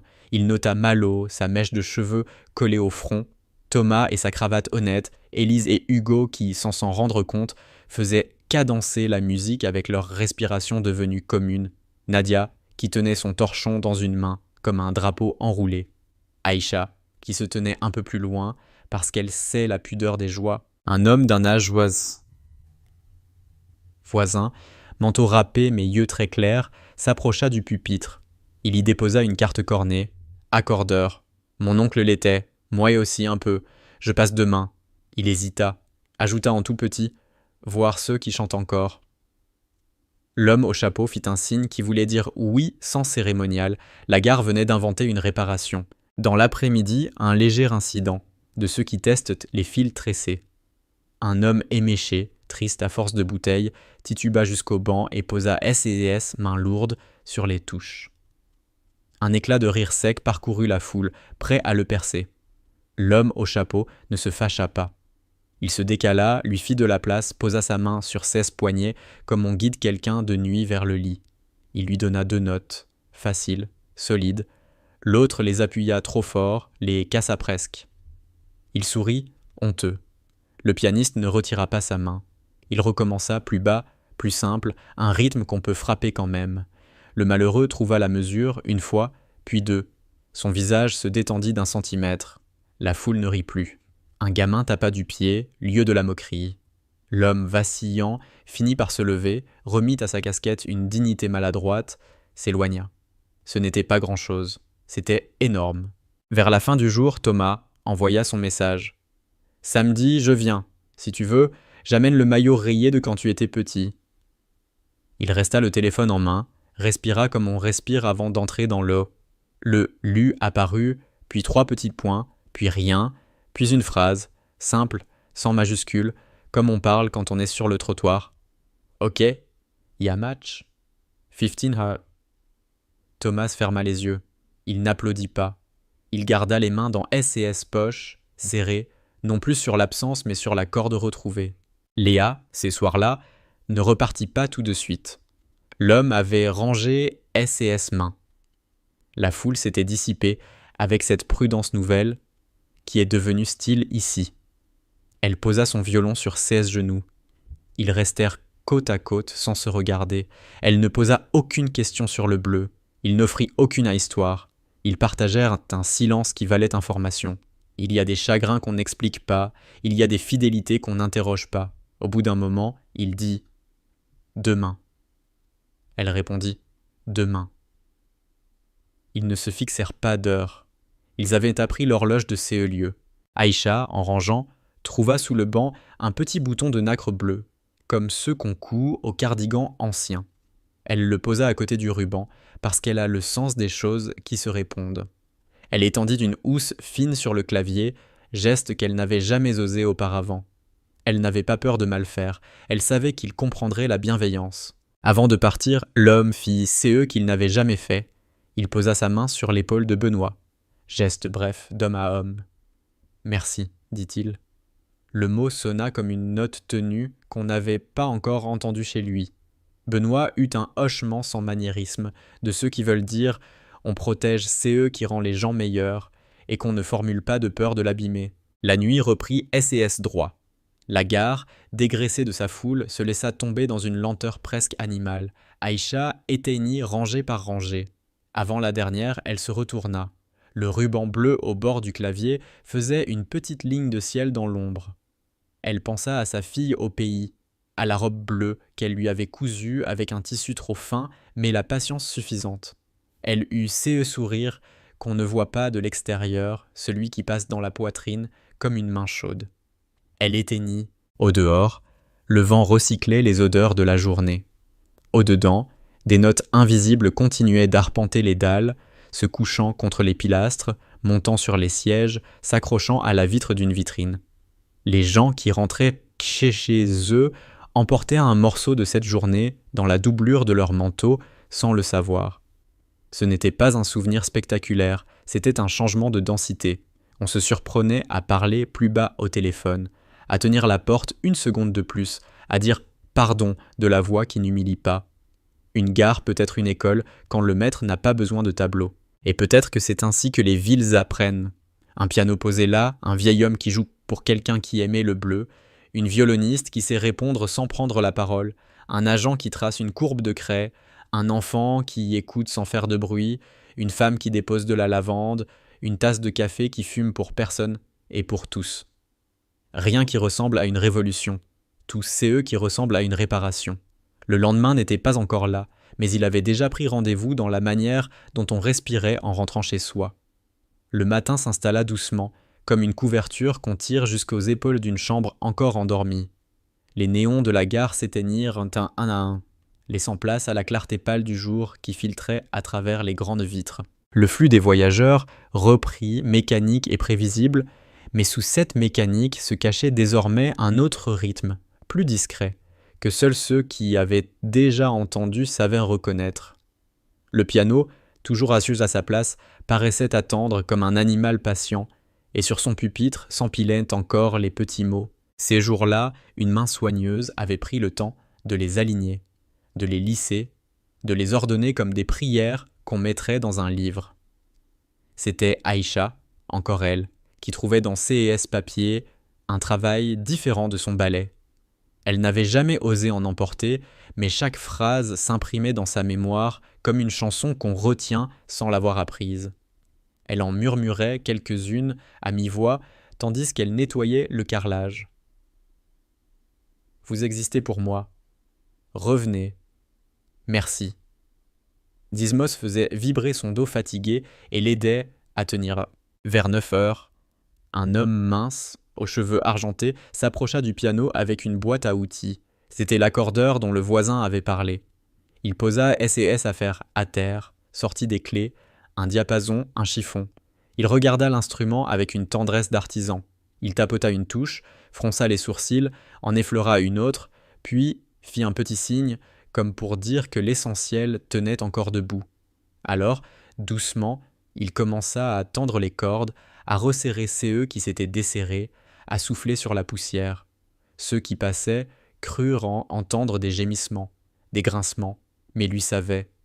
C'était le piano qui se redressait, qui retrouvait sa colonne vertébrale. Quand le vieil homme au chapeau arriva, plus tard dans la journée, il s'arrêta net en voyant l'accordeur.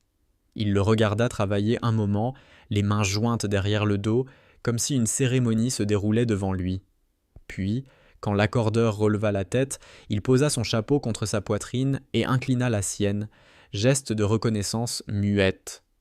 Le piano, remis d'aplomb, attendait. Il s'assit et posa 16 doigts. Le son, ce jour-là, avait changé. Les notes vibraient plus rondes, plus claires, comme si la musique avait pris une douche après des années de poussière. La gare sembla s'ouvrir encore plus, les visages se levèrent plus vite, et le silence qui s'installa fut plus profond encore. C'était comme si les murs eux-mêmes retenaient leur souffle. Il joua une mélodie lente, presque hésitante, mais chaque note avait une netteté nouvelle, une présence qu'on n'avait pas encore entendue. On aurait dit qu'il redécouvrait son propre langage, qu'il retrouvait une voix qu'il croyait perdue. Et dans cette redécouverte, il y avait une émotion forte, un peu de vertige, beaucoup de gratitude.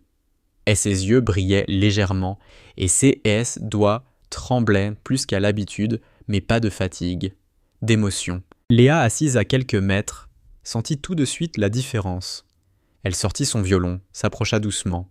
L'homme la regarda d'un bref coup d'œil, presque rassuré de la voir là, comme si cette continuité lui permettait de ne pas perdre pied. Elle se plaça à côté de lui et, d'un geste à peine visible, demanda la permission d'entrer.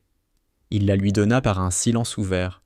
Alors, elle posa son archet et entra dans le dialogue. Leur musique, ces jours-là, avait la forme d'une conversation qu'on reprend après une longue absence. D'abord timide, pleine de silence, de reprises maladroites, puis de plus en plus assurée, jusqu'à ce que les deux voix se trouvent, s'accompagnent et s'élèvent ensemble. Les voyageurs qui s'arrêtaient avaient le sentiment d'assister à un secret partagé. Ce n'était pas une démonstration de virtuosité, c'était une confidence à deux voix, et ceux qui écoutaient en devenaient, sans le vouloir, les témoins privilégiés. Parmi la foule, un vieil homme au manteau brun observait, immobile. Il avait les mains jointes sur sa canne et ne clignait presque pas des yeux. Quand le morceau se termina, il s'approcha du piano, posa un petit médaillon sur le pupitre, puis recula sans dire un mot. Le pianiste regarda l'objet, hésita un instant à le prendre, mais finalement le laissa là, comme une offrande qu'on respecte. Les gens autour avaient compris qu'il se passait quelque chose de profond, mais personne ne posa de questions. Le silence avait pris l'habitude de protéger CE qui se donnaient là. Le petit Malo, qui assistait à la scène, serrait fort son carton de touche. Il ne jouait toujours pas, mais ses yeux, grands ouverts, reflétaient à chaque note. Sa mère, à côté de lui, le regardait et comprenait. Cet enfant n'écoutait pas seulement, il recevait. Quelque chose s'imprimait en lui, une empreinte qui resterait, même des années plus tard. Elle sourit, émue, et pensa que peut-être C.E. Piano avait ouvert un chemin pour son fils. Pendant C.E. temps, Thomas, le cadre, se tenait un peu plus loin. Il n'avait pas parlé au pianiste, pas encore, mais il restait là, chaque jour, comme s'il attendait un signe. Depuis son message envoyé à son fils, il avait repris une habitude perdue. Marcher sans écouter SS Mail. Il se surprenait à lever la tête, à regarder les gens dans les yeux. Ce n'était pas grand-chose, mais il avait l'impression de respirer un peu mieux. Le couple, Élise et Hugo, s'étaient rapprochés du kiosque. Elle lui avait offert le reste d'un croissant, il avait accepté. Et tous deux regardaient la scène silencieux. Dans le reflet de la vitre, ils virent leurs visages côte à côte, un peu plus doux que la veille. Ils comprirent sans se le dire que quelque chose, en eux aussi, s'était remis à vibrer. La musique dura encore un long moment, comme une respiration commune. Quand elle cessa, personne n'applaudit tout de suite. Ce fut Benoît, l'agent de sécurité, qui, le premier, tapota doucement du bout des doigts sur sa cuisse, un rythme discret, respectueux. Alors d'autres mains suivirent, non pas pour rompre le silence, mais pour prolonger la gratitude. Le vieil homme hocha la tête, ferma les yeux, puis resta un instant immobile, comme s'il n'était pas encore prêt à revenir dans le monde ordinaire.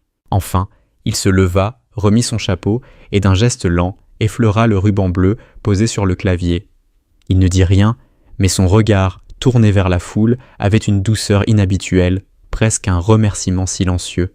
Puis il s'éloigna, disparaissant comme toujours dans le flot des voyageurs. Le piano resta là, mais il n'était plus le même.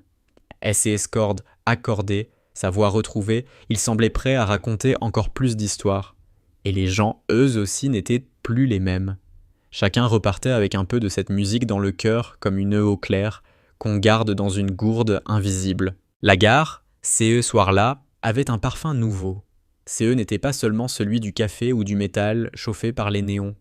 C'était le parfum discret de la tendresse. Celui qu'on ne nomme pas, mais qu'on reconnaît quand on croise le regard d'un inconnu et qu'on sourit sans raison. Et dans l'air, comme suspendu, résonnait encore la promesse muette du lendemain. Le matin suivant s'ouvrit sur une brume fine qui couvrait la ville comme un voile de coton. Les vitres de la gare transpiraient de buée, et les pas résonnaient un peu plus feutrés que d'ordinaire. Les voyageurs entraient, l'air encore engourdi, et certains d'entre eux, presque malgré eux, tournaient la tête vers le piano.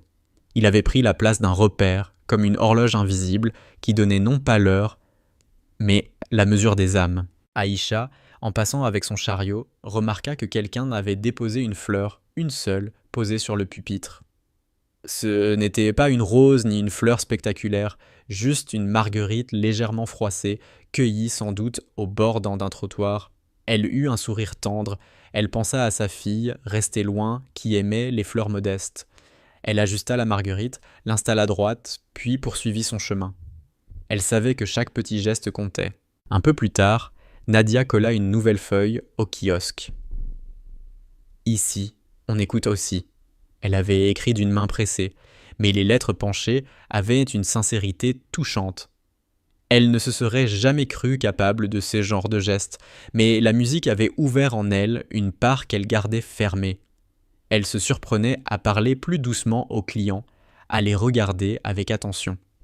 SS Café n'était plus seulement des boissons, il devenait de petites offrandes. Malo, lui, avait dessiné la veille au soir un piano entier sur une grande feuille de papier. Il l'avait colorié de bleu, maladroitement, parce que ce ruban du vieil homme l'obsédait. Le matin, il apporta son dessin plié dans sa poche, et quand il arriva devant l'instrument, il osa le poser à côté de la marguerite. Il resta là, figé, les joues rouges, comme s'il venait de confier un secret immense. Sa mère, derrière lui, posa la main sur son épaule. Elle ne dit rien. Elle comprenait. Le vieil homme, au chapeau, entra plus tard que d'habitude. Sa démarche était lente, plus que les autres jours. On aurait dit qu'il portait un poids invisible, une fatigue qui ne venait pas du corps, mais de l'âme. Il vit la marguerite, il vit le dessin de l'enfant, et un léger tremblement passa dans ses lèvres. Il caressa le dessin du bout de ses doigts avec une délicatesse infinie, comme s'il avait peur de l'abîmer. Puis il s'assit, ajusta son chapeau et posa SS main sur les touches. Les premières notes furent d'une lenteur poignante. Elles ressemblaient à des pas traînés dans un couloir sombre, mais chaque pas portait en lui une flamme fragile. Les voyageurs, dès les premières secondes, sentirent que ces jours-là seraient différents.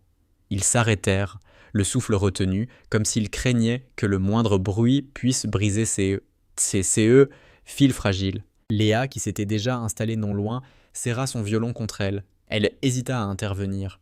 Elle comprit que, cette fois, il ne s'agissait pas de dialogue. Il s'agissait d'un aveu. Alors elle resta assise, les yeux brillants, l'archet immobile.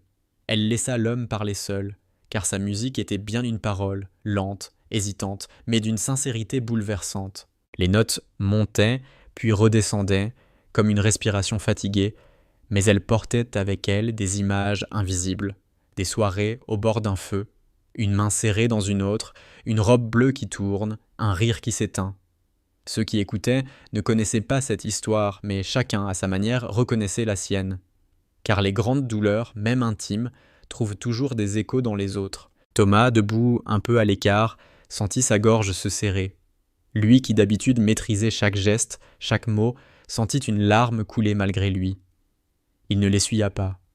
Il la laissa glisser parce qu'elle lui faisait du bien. Il pensa à son fils, à l'absence qu'il avait laissé grandir entre eux, et il se promit qu'il n'y aurait plus de place pour les silences inutiles. Cette musique lui montrait que les silences peuvent tuer, mais qu'ils peuvent aussi sauver quand ils sont habités d'amour. Élise et Hugo, le couple qui autrefois se disputait, s'étaient rapprochés. Ils se tenaient maintenant la main, franchement, sans crainte. La musique avait enlevé la honte. Elle leur avait donné l'élan pour se retrouver. Leurs doigts, entrelacés, étaient une réponse silencieuse à l'appel du piano. Le vieil homme continua longtemps, très longtemps. La gare semblait suspendue dans un autre temps. Même les trains qui partaient et arrivaient paraissaient s'accorder à la lenteur des notes. Les annonces elles-mêmes semblaient moins abruptes, comme si la voix métallique avait appris à chuchoter. Puis, soudain, il s'arrêta, et ses mains restèrent suspendues au-dessus du clavier. Il leva les yeux vers la foule, et pour la première fois, il parla. Sa voix était basse, légèrement cassée, mais chaque mot portait. Elle venait ici. Elle attendait toujours sur le banc, là-bas. Elle m'écoutait jouer, autrefois. Il s'interrompit, chercha ses mots, puis reprit. Elle aimait le bleu. Elle disait que c'était la couleur de l'espérance. Quand elle est partie, je n'ai plus su où mettre mes mains. Alors je suis venu ici, pour la retrouver un peu. Un silence épais tomba, mais ce silence n'était pas vide. Il était plein de respect, d'émotion, de tendresse retenue. Personne n'osa parler, certains baissèrent la tête, d'autres fermèrent les yeux. Chacun accueillait cette confession comme un trésor fragile. Le vieil homme reprit alors le ruban bleu, le posa sur le clavier et recommença à jouer. Cette fois, la musique était plus lumineuse, plus douce. Elle n'était plus seulement un chagrin. Elle devenait un souvenir transformé en cadeau. Chaque note brillait comme un éclat de ciel entre deux nuages, et ceux qui écoutaient comprirent, ce n'était pas seulement une lamentation, c'était une offrande. Une manière de dire que l'amour, même perdu, peut continuer à vivre à travers la beauté. La foule, émue, resta longtemps après qu'il eut terminé. Quand enfin il se leva, beaucoup avaient les yeux rougis. Mais personne n'applaudit bruyamment, on aurait eu l'impression de trahir la délicatesse de l'instant. Alors, doucement, quelques mains se posèrent sur le cœur, comme un signe muet de gratitude. Le vieil homme salua légèrement, remit son chapeau et s'éloigna lentement. Malo courut jusqu'au piano pour récupérer son dessin. Il le replia soigneusement et le rangea contre lui, persuadé que son cadeau avait été entendu. Sa mère l'embrassa sur les cheveux, émue elle aussi. La gare reprit son mouvement, mais pas tout à fait comme avant. Les pas restaient plus doux, les voix plus basses, les gestes plus tendres. Comme si chacun avait emporté un morceau de CE bleu, un morceau de cette musique. Et ce soir-là, beaucoup de ceux qui avaient écouté rentrèrent donc chez eux, peu, le cœur plus léger, mais aussi plus ouvert.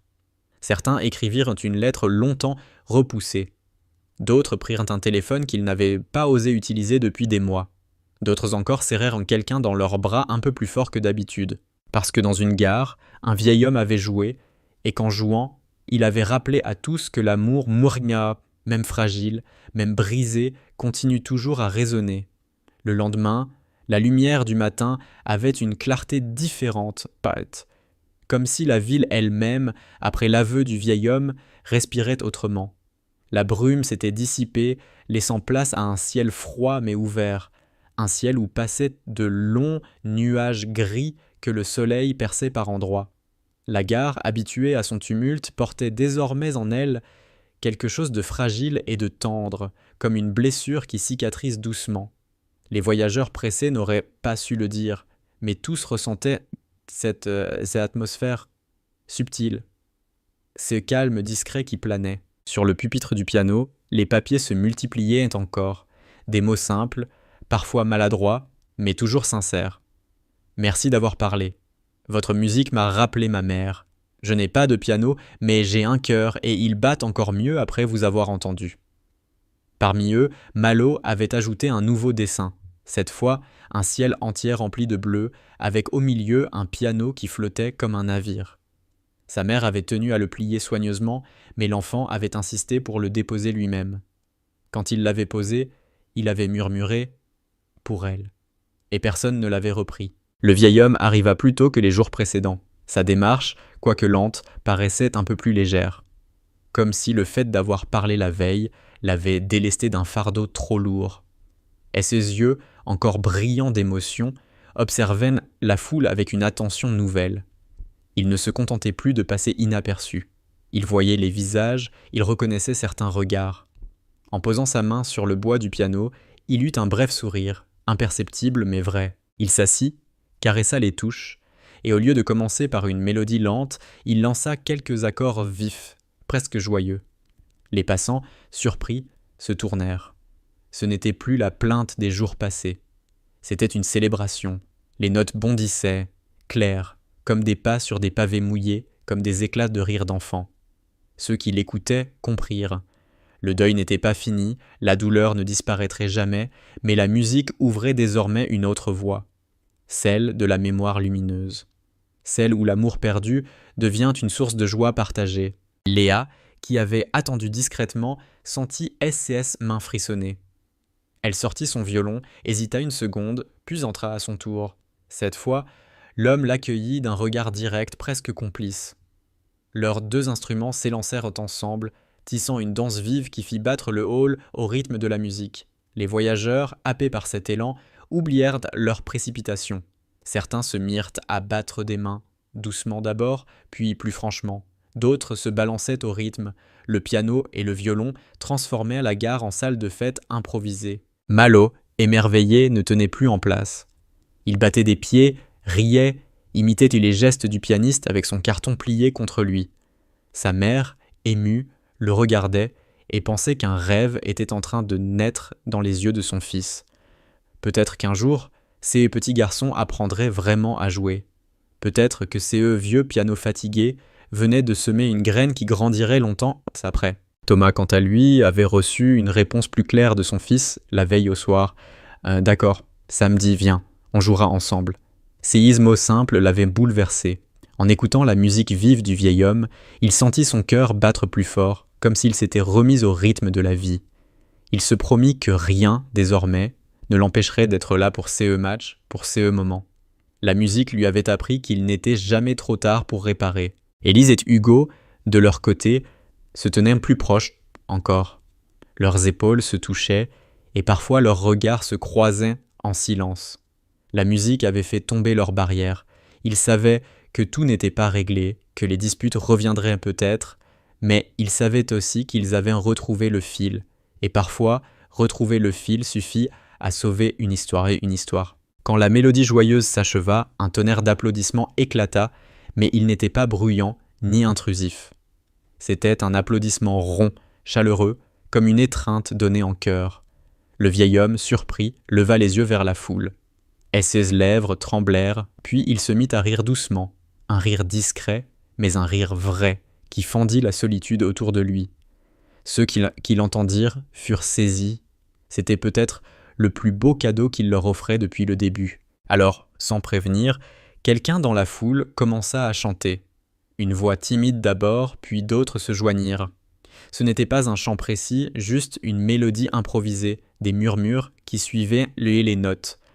La gare entière devint un chœur fragile, dissonant parfois, mais porté par une même émotion. Et dans ces chœurs, le piano tenait le cap solide, généreux. Le vieil homme ne dit rien. Il joua encore, jusqu'à ce que ses mains tremblent trop. Alors il s'arrêta, posa le ruban bleu sur le pupitre, et regarda la foule longtemps. Et ses yeux semblaient dire « Merci d'avoir porté avec moi ceux qui pesaient trop lourd ». Puis il se leva, remit son chapeau et s'éloigna, plus lentement que d'habitude, mais avec une légèreté nouvelle dans ses pas. Ce soir-là, la gare ne se vida pas tout de suite. Beaucoup restèrent encore, discutant doucement, partageant leurs impressions, leurs émotions. Certains échangèrent leurs numéros, d'autres leurs adresses. Des liens se tissaient, invisibles mais réels. Ce piano, ce vieil homme, avait fait naître une communauté éphémère mais sincère, soudée par la musique et la tendresse. Aïcha, en nettoyant une fois encore les papiers, sentit les larmes lui monter aux yeux. Elle se dit que le monde n'était pas si dur qu'il y paraissait, qu'il y avait encore de la place pour la douceur. Elle caressa le ruban bleu du bout des doigts avant de recouvrir les touches de sa housse. Et quand les lumières s'éteignirent une à une, la gare resta pleine d'un silence lumineux, comme si les murs eux-mêmes avaient appris à aimer. Car au fond, c'est eux que le vieil homme avait laissés derrière lui, c'est eux n'étaient pas seulement une musique. C'était une leçon, que même la douleur peut devenir lumière quand on accepte de la partager, que même les lieux les plus bruyants peuvent apprendre à écouter, et que l'humanité, malgré failles, trouve toujours le moyen de se reconnaître dans une note jouée avec amour.